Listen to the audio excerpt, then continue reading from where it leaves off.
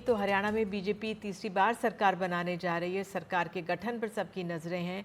नायब सिंह सैनी ने आज प्रधानमंत्री से मुलाकात भी की और प्रधानमंत्री ने उनकी तस्वीर एक्स पर पोस्ट कर उनकी तारीफ की। तो ये वो मुख्यमंत्री हैं जिन्होंने कुछ महीने पहले ही राज्य की कमान संभाली थी।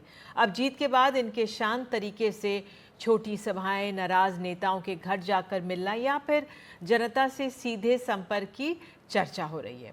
इसी तरह बीजेपी को चौंकाने वाली जीत पर भी बात साइलेंट वोटर की भूमिका की भी हो रही है, यानी ऐसे वोटर जो जाहिर नहीं करते कि वो क्या करने जा रहे हैं, लेकिन मतदान जब करते हैं तो नतीजों पर सीधा असर होता है।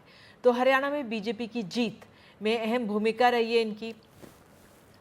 वोकल वोटर्स की तरह अपनी बात जाहिर नहीं करते,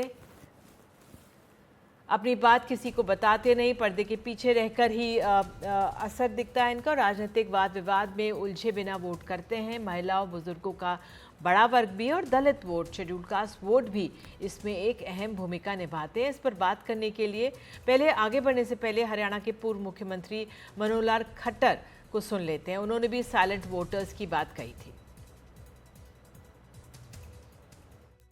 तो लोगों के मन को भाने वाले इस प्रकार का जो रिजल्ट दिया है और साइलेंट वोटर जो है इसमें बहुत बड़ी भूमिका निभाई है उसने, क्योंकि वोकल वोटर तो हमेशा मीडिया में इधर उधर जा करके या जाके एजेंसियों को अपनी बात बताता है, साइलेंट वोटर को भी बताता नहीं है। और जो गरीब वोटर है, जो जिसको कहना चाहिए अभावग्रस्त जीवन जीते हैं, उनके लिए मोदी जी की नीतियां बहुत बड़ा रोल अदा कर रही हैं। नारायण हमारे साथ मौजूद हैं जीबी पंत इंस्टीट्यूट प्रयागराज से। तो बद्री नारायण जी, आपने कई लेख भी इस पे लिखे हैं। कितना महत्वपूर्ण रहा ये साइलेंट वोटर बीजेपी की इस चौंकाने वाली जीत में? क्या आपका आंकलन है?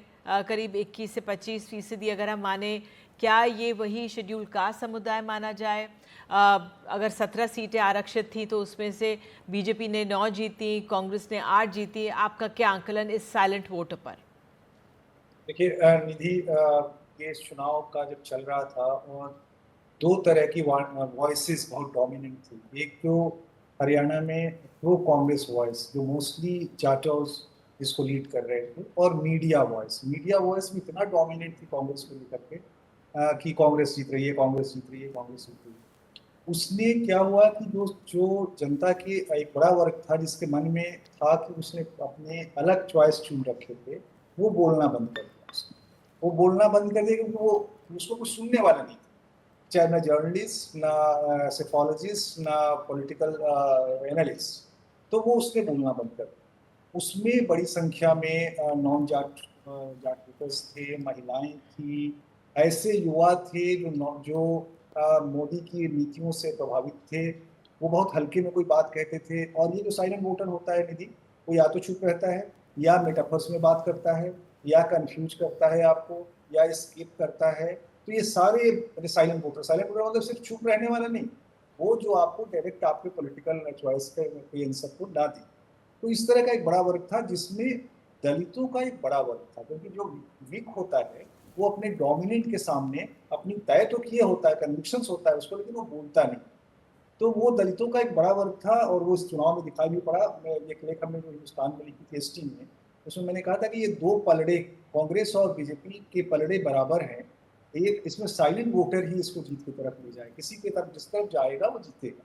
उसमें दलित की बड़ी भूमिका है। आपने देखा 39 1% के आधार पर जीत और हार तय हुई। लेकिन इसमें जो इंटरेस्टिंग बात है वो ये है कि इस साइलेंट वोटर को जब तक आप बूथ तक नहीं ले जाते, तब तक आप विनेबल नहीं हो सकते। साइलेंट वोटर तो होता है। बीजेपी ने और उनके साथ जुड़े हुए जो भी संगठन काम कर रहे थे, उन्होंने जो इनके राइट ऑर्गेनाइजेशंस थे उनको बूथ तक ले गए। और आपको याद होगा कि धर्मेंद्र प्रधान ने चुनाव के समय में एक बात कही थी, तैयारी चल रही थी, कि बूथ पर जवानों की तरह डटे रहना।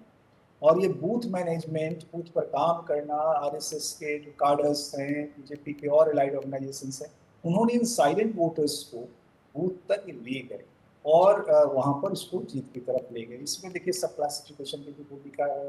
नायब सैनी ने जो सब एक तरह से वंचित समूहों को सोल्यूशन देने के लिए बात कही है, उसकी भी भूमिका है। लेकिन दलितों ने इस चुनाव में उनमें जो दो बराबर के पलड़े थे, उनमें जिताने वाले बटखरी के रूप में काम किया। बिल्कुल, बहुत बहुत धन्यवाद, आप हमारे साथ जुड़े इस मसले को समझाने के लिए।